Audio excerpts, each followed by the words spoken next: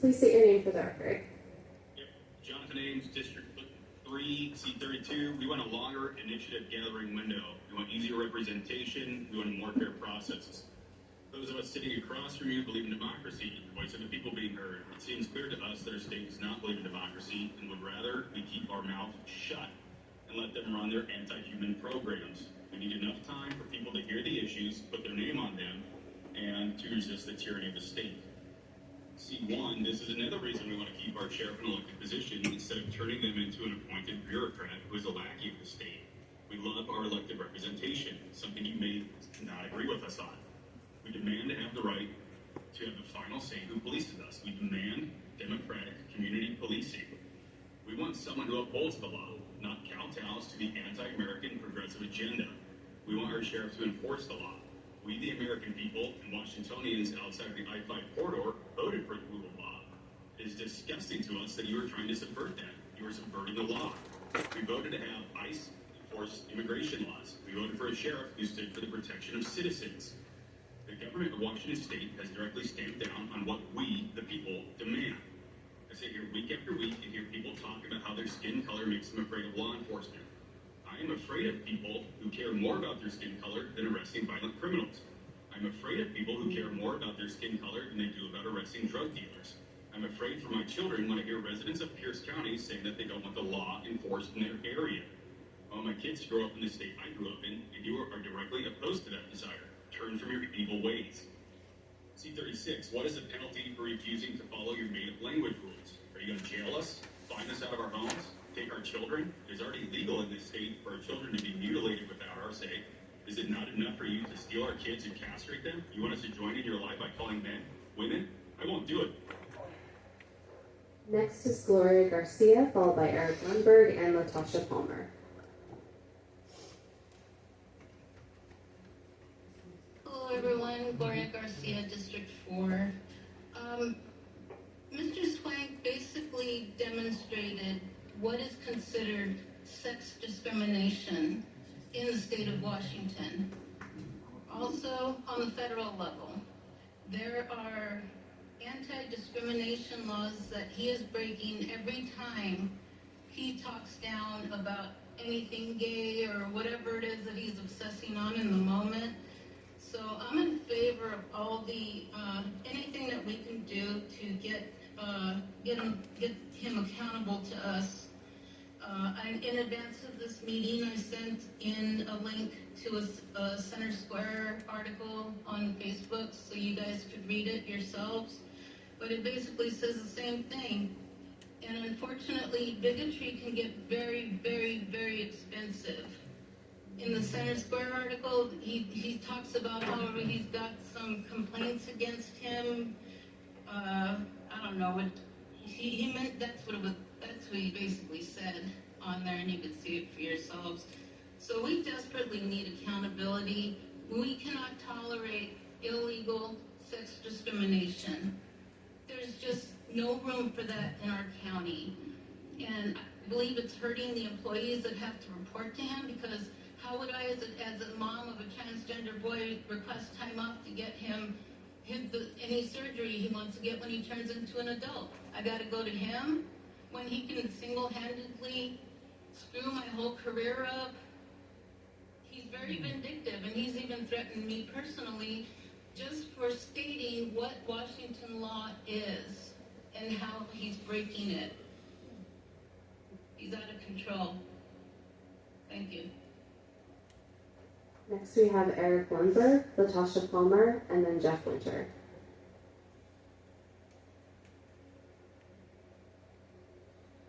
Thank you. Eric Lundberg, District 2 here. C1 and C30 are so unpopular and so unrelatable that there has to be two separate proposals to accomplish the same goal. I want every commissioner to think long and hard about what these proposals would mean if they are successful. The government here in Olympia is authoritarian at best, and they've proved that in the hundreds of bills that were passed this last legislative session. Laws mean micromanagement of every part of our lives. Many of these laws are already unconstitutional and violate the rights of citizens.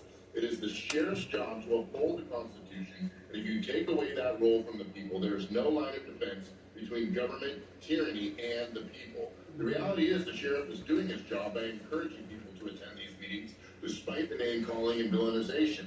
This shows how valuable and needed this role is in our communities. The government of the county and the government of the state is not a friend of the people. The sheriff is.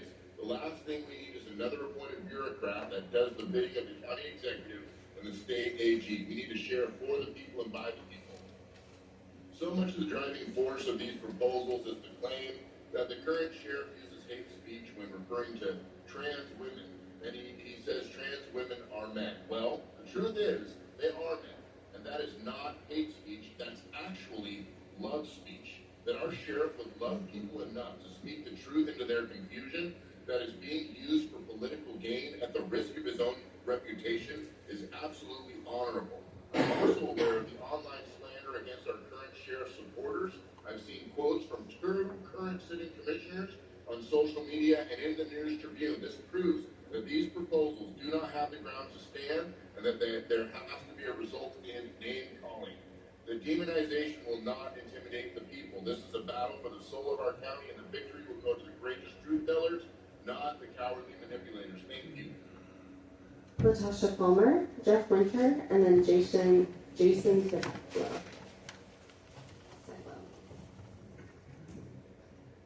Good evening. My name is Latasha Palmer. I served on Tacoma's 2024 Charter Review Committee, and I am now an elected Tacoma City Council member. Through the charter review process, I learned how much charter language matters. It is far more than just crossing T's and dotting I's. It is a declaration of the values and procedures we consider indisputable. That's why I'm here to support several of the proposed amendments before you, especially C2 and C30. On C2, intergovernmental cooperation, long before research demonstrated the social and economic benefits of providing shelter, supportive services, and stability to those most in need, many faith traditions taught us to care for the least of these. C2 is an opportunity to align those enduring values with a focus that we now know improves the lives of all county residents. Also, we apparently need clearer guidance stating that county resources cannot be used to support immigration enforcement, even though every elected official should know that it is state law. And I strongly support C30, creating a sheriff ombuds. During Tacoma's charter review process, I researched and proposed police oversight provisions because I believe accountability and public safety are complementary, not competing goals. The same principles that would support police oversight in Tacoma support sheriff oversight at the county level. I also support the Commission's thoughtful recommendations on inclusion, merit-based hiring, C29 youth engagement, C36 anti-discrimination language, and continuity of government for submission to voters. Thank you. Jeff Winter, and then Jason Ziblo. I'm very sorry. My eyes are being gross.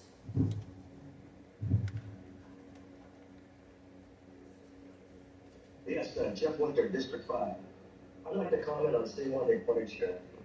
Washington State Constitution, Article 1, Section 1, political power. All political power is inherent in the people, and governments derive their just powers from the consent of the government that are established to protect and maintain individual rights.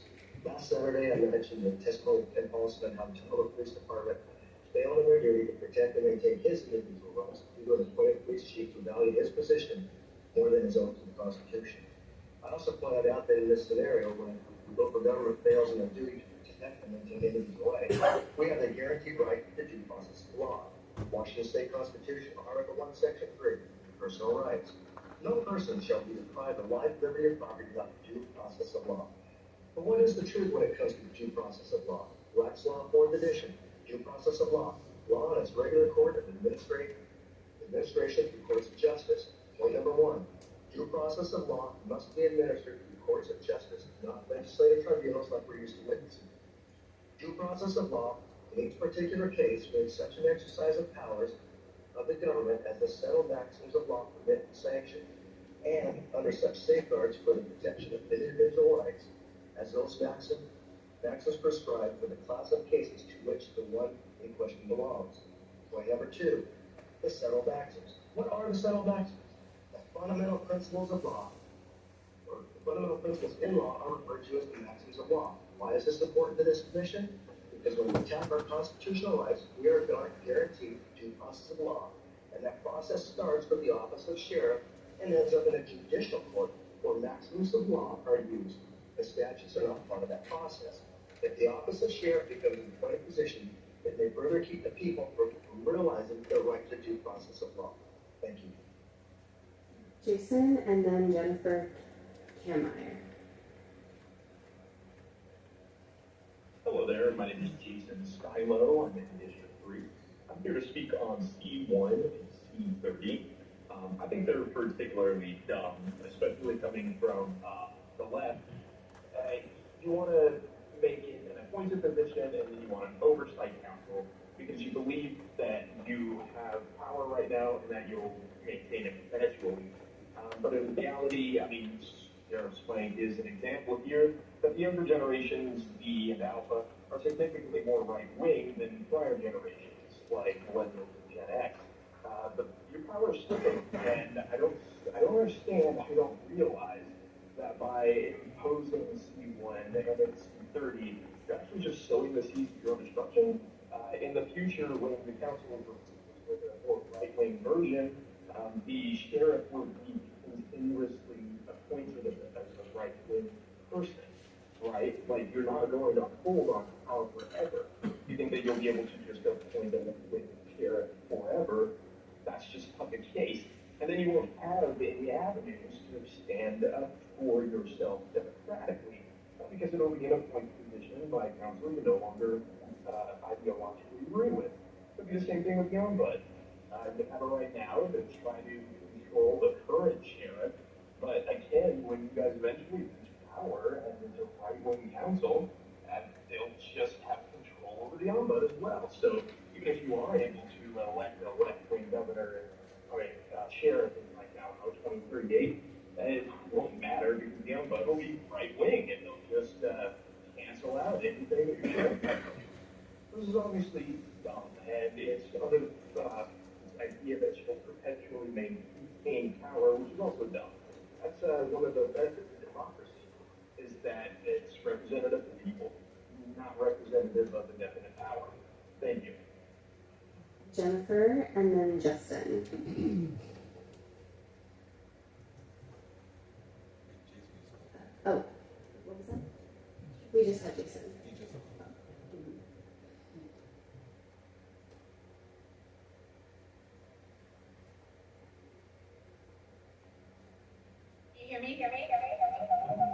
Oh, yes, unfortunately we're getting a lot of feedback. I don't know if you have multiple devices on, but could we reset the timer just? Jennifer, can you hear us? I can. Can you hear me? Unfortunately, are you okay if we move on to the next person and come back to you just to hopefully fix that feedback? If she has more than one device on, that's going to cause an issue. It sounds like it might be a multiple device issue. So we'll just go on to Justin and come right back to you. Justin, please state your full name for the record.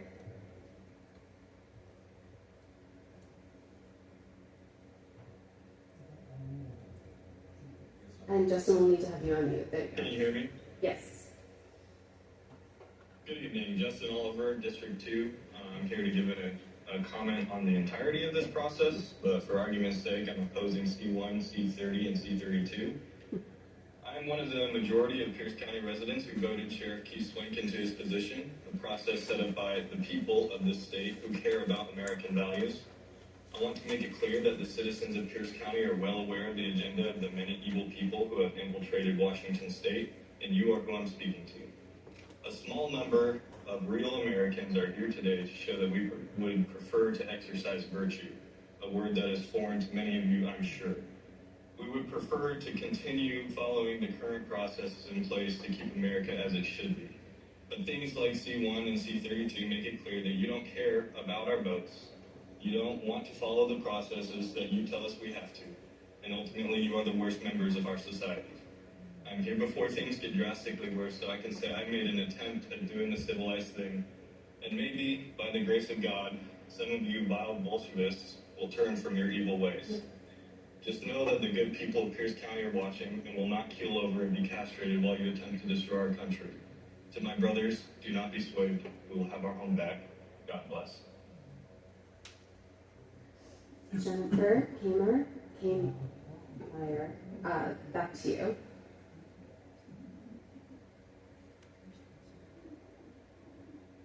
Is that better? Unfortunately, no, that is very echoey. Do you have your phone on speaker potentially, or another device nearby? No, it's the same setup as when I look at other meetings, so I don't know what's different. I'm so sorry.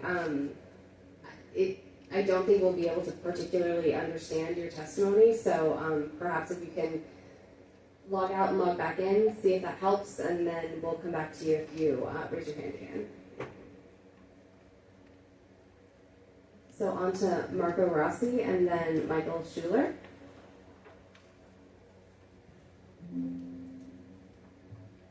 Hello, can you hear me?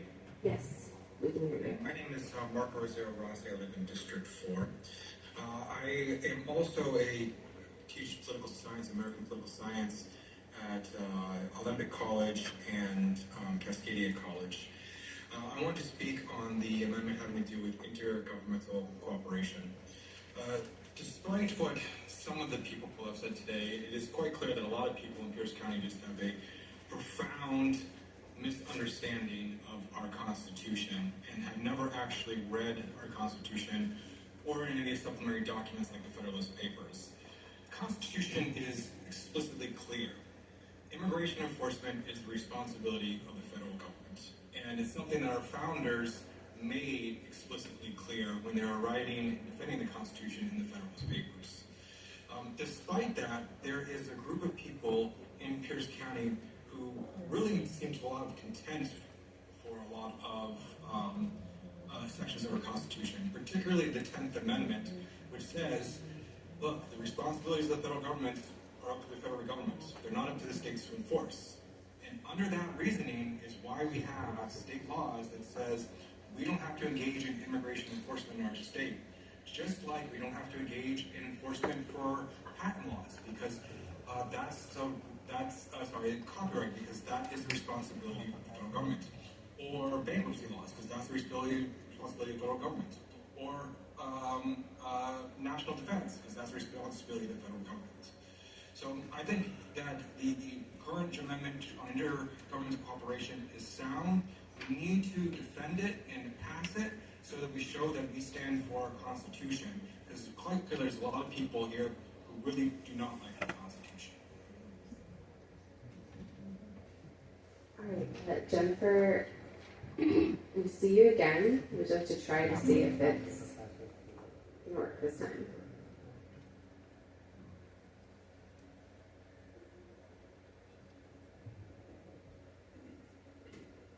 Looks like we lost Jennifer, so on to Michael Schuler and then Steve Anderley.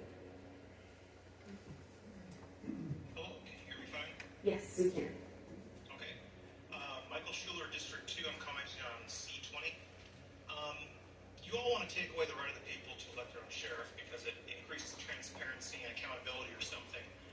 But you also want to remove accountability for the Charter Commission by allowing an exception for a conflict of interest. You don't get it both ways. There should not be any conflicts of interest for anyone elected to the Charter Commission. If someone working for the county feels so passionate about serving on it, they should make the needed sacrifices or leave the work to other people. A lot of the proposals being considered for the charter have the result of making the lives of regular people in Pierce County more difficult. Asking for a veneer of accountability to remain in place for the people elected to the commission is the least you can do to maintain your legitimacy. Just a thought, maybe you wouldn't get so many people complaining if folks thought you worked for them instead of their pet interests. Thank you. Steve Anderley and then Sydney Hennessy.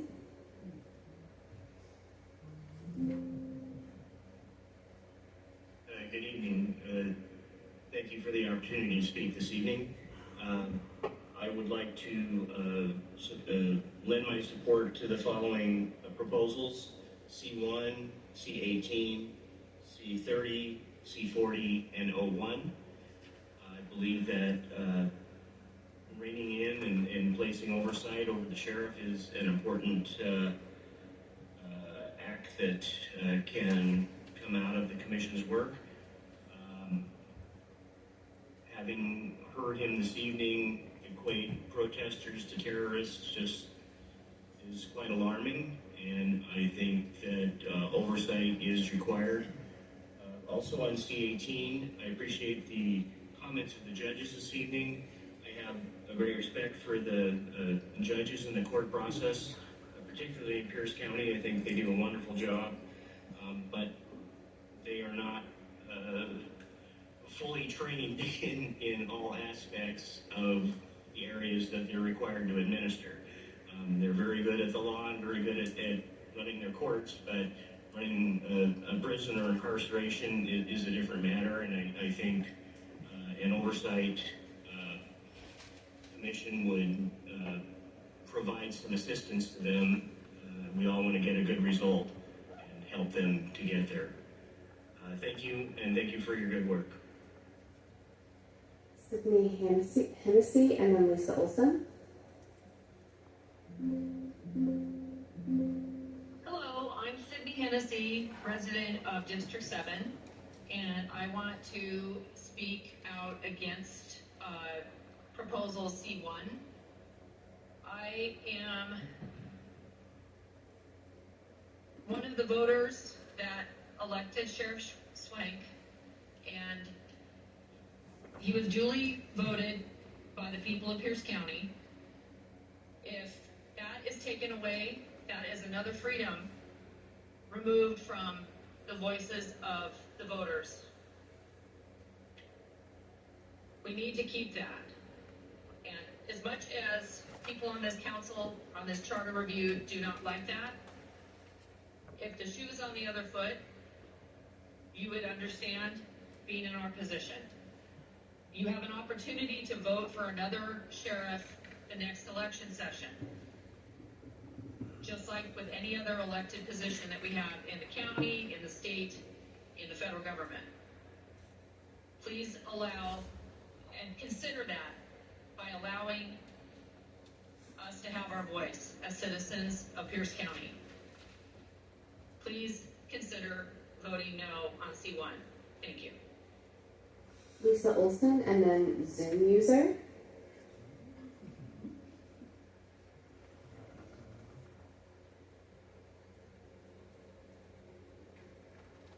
Hi, this is my first time using the Zoom process, or second time. Can you hear me okay? Yes, we can hear you. Oh, the time already started. Okay. Good evening, Lisa Olson, resident of District 4. I strongly urge no votes on proposals C1 and C30.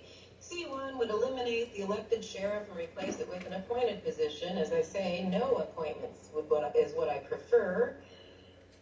We want to elect our officials, especially our first and last line of defense. C1 directly conflicts with the foundational principles of our state constitution. Article 11, Section 5 of the Washington State Constitution directs the legislature to provide for the election of sheriffs in the counties. Article 1, Section 1 declares that all political power is inherited in the people, and that government derives its just powers from their consent. Did you hear that? Why do you want a small handful of people in charge of selecting the first and last line of defense for, what, 1 million people? I don't even know how many, but we have a lot. An appointed sheriff answers to politicians, not to the voters. This weakens direct democratic accountability and risks turning our chief law enforcement officer into a political appointee, as we see happening in King County and Tacoma. Thankfully, in 2006, Pierce County voters specifically chose to restore the elected sheriff to strengthen public oversight. So C1 would undo that clear expression of the people's will.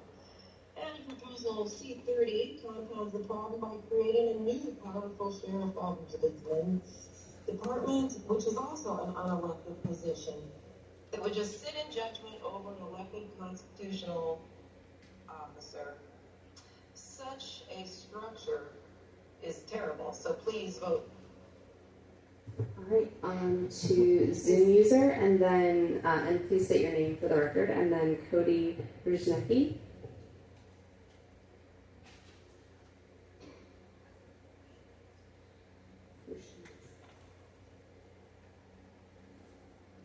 Can you hear me? Yes, we can hear you. Awesome. My name is Alex Robenkamp. I am from District 3. I'm here to specifically on C1. Now, there's a multitude of other policies that you guys are attempting to put in place or attempting to be put up and vote for that I disagree with, but I'm going to be specifically speaking about C1 and continuing to keep our elected positions. Now, if you guys do remember me, I've spoke about this in the past, and I'm going to continue to speak on this. Unlike Seattle, Pierce County is not ruled over with an iron fist by the Washington state government. And as we can see, this is quickly becoming and I know a lot of people are getting triggered by this word lately, but a fascist state.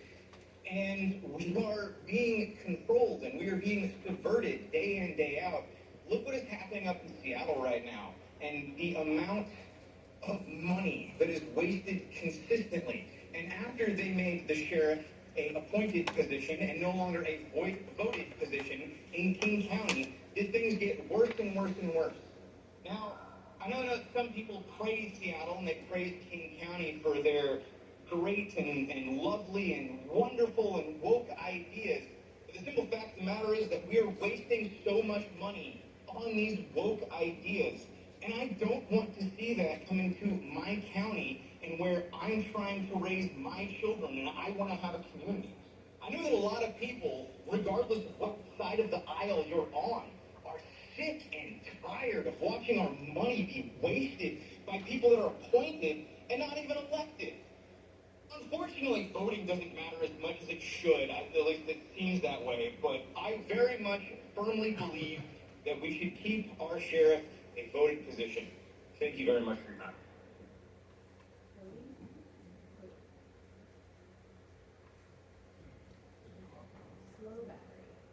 Do you mind calling?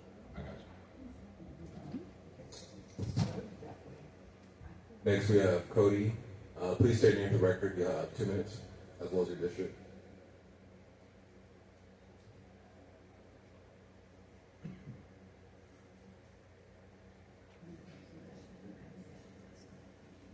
You're on mute. You should be able to talk.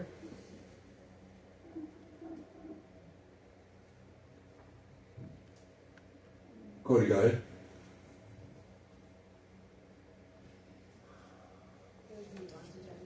All right, Cody, we'll come back to you. Jenny, we'll go to you. Please state your name for the record. You'll have 2 minutes, as well as your district. Can you hear me now without feedback? This is Jennifer Kameyer. We can hear you. Go ahead.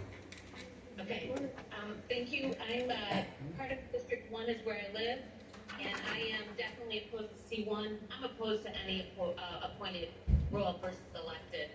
Appointed officials are chosen by a specific authority and are accountable to that authority, meaning governments made of appointed officials are only accountable to themselves, and I have a problem with that. Elected officials are chosen by the public and are accountable to their constituents. The commissioners on this commission are accountable to your constituents. You do not work for the political groups that endorsed you. You do not work for the county executive. Nor do you work for any of the appointed officials that the county executive has appointed. When good people do nothing, evil prevails. And I've seen some good people, many good people, being courageous, standing up and speaking and giving their voice and their opinion, even when they've been labeled as threatening, which I have attended just about every single one of these meetings, and I have not seen threatening behaviors. Very concerning that label was given to individuals that are just giving a voice, which we have a right to do in this country. My family fled communism in Poland. I'm very glad that we can have a voice here. I would like to not see us head towards what we see in communist countries. And I need to remind people that only an elected sheriff can arrest our governor. So what happens if the governor needs to be held accountable and there are no more elected sheriffs? Does that mean that no one can elect our governor? This is an important question that each and every one of you need to ask. Because why do members of government want to prohibit arrests? What are they afraid of? Thank you and have a great night. Next, Cody, back to you to see if we have you there.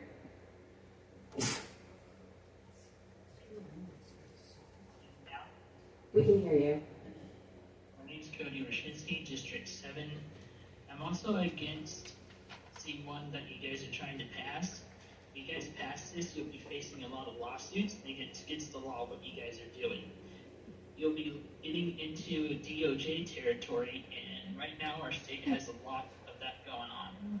With you guys trying to do this, it's against the law. I'm a PCO, and next time a charter review board member is up for election, we have the power to remove you in the next election if you approve of this. Thank you for your time. And finally, we have Taylor. Please state your name for the record. My name is Taylor. I am speaking from District 5. Thank you for allowing public comment on these matters. I'm speaking in support of the creation of an ombudsman. I think the Sheriff's Link is a perfect example of why we need somebody to be in a role such as this. The absolute vitriol that he says online and in person is unacceptable, and it is violent, and it's something that there should be able to be accountability for. Another thing specifically in that regard is that while there would be more costs incurred in the short term for implementing that sort of a role, the long-term benefit would be that there would be fewer costs as a result. So please do consider and maintain the ombudsman creation, because terrible people should be held accountable for how absolutely awful that they are. Thank you. I don't see any additional hands up. Okay, Lori Lane. Can you hear me? Yes. Lori Lane from District 1. And the ones I'm going to comment on are C1 and C36. Hard no on both of them. Why the hard no on C1? Because I too voted for Keith Swank. He's our last line of defense, and I want him where he's at. We don't need somebody appointed that is beholden to unelected bureaucrats. He is accountable to us, the people, and we, the people, have a pretty darn efficient system when it comes to those who we elect, and that includes our county sheriff. And I thank him for encouraging everybody to come to these meetings. That's invaluable. And also, I like his stance on C36, for I'm against that too. Now we're being told how we are to speak in public. And sometimes it has terrible results, like calling illegal aliens immigrants. They're not. They're illegal. They broke the law when they crossed over the border in the first place. And this is, to me, nothing more than a nanny state, and I have real issues with it. And do we really need a chief financial officer for the county? I don't think so. Anyway, that's it for me. Thank you. Seeing no more hands, I believe that concludes public comment for the evening. Thank you for being here, for your testimony, and for being online. I would like to see if there's appetite for a 10-minute recess. Motions and seconds, I would assume. All in favor of a 10-minute recess, please say aye. Aye. All opposed, please say nay. Any abstentions? 10-minute recess.